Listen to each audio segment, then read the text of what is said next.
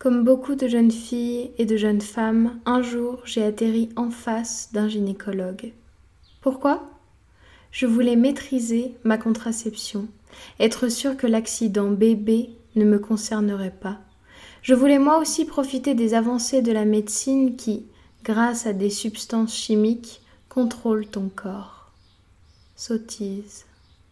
C'est la première chose qu'on m'a proposée. Moyen de contraception le plus répandu, fiable à 99,9% si l'on respecte bien la prise. Et j'ai accepté.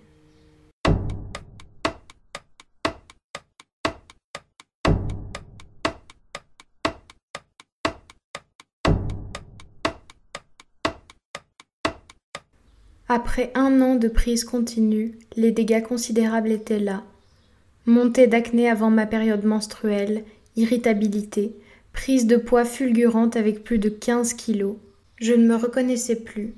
J'étais un gentil cobaye qui absorbait une bombe à retardement, un poison à effet lent. Signe de dépression. Mon corps ne m'appartenait plus. Il était contrôlé par les molécules absorbées.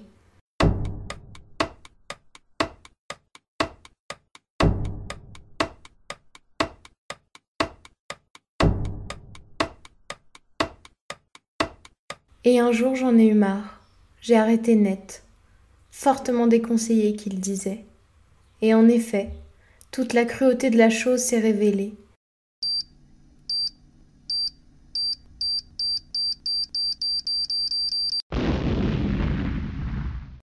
Explosion acnéique, fatigue, maux de tête.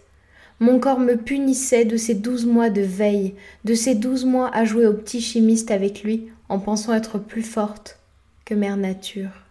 420 jours à avaler l'équivalent de pesticides pour me modifier hormonalement. Quelle belle connerie.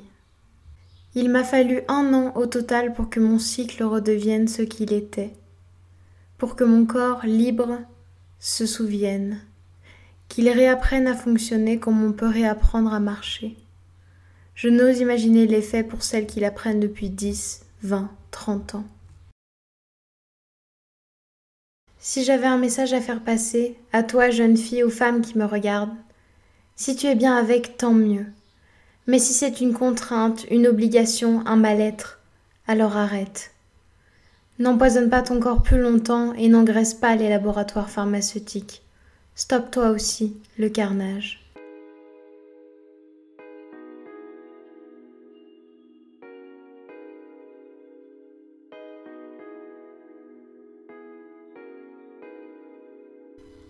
La question de la contraception n'est pas prise assez au sérieux. On distribue ces molécules comme des bonbons, sans penser à l'après, sans penser aux effets. Elle est devenue un réflexe de prescription face à une jeune femme. Alors pose-toi bien la question, documente-toi, renseigne-toi. Qu'est-ce que je veux vraiment pour mon corps ?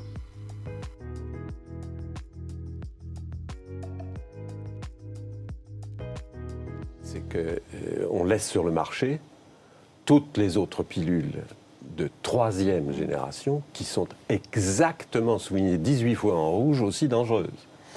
Par conséquent, Félicita, Yasmine, Yasminel, toujours le laboratoire Bayer, devraient être retirés immédiatement du marché, comme nous l'avons demandé Bernard Debré et moi il y a plus de 6 mois. C'est en décembre 2012 que l'on a découvert Marion Lara.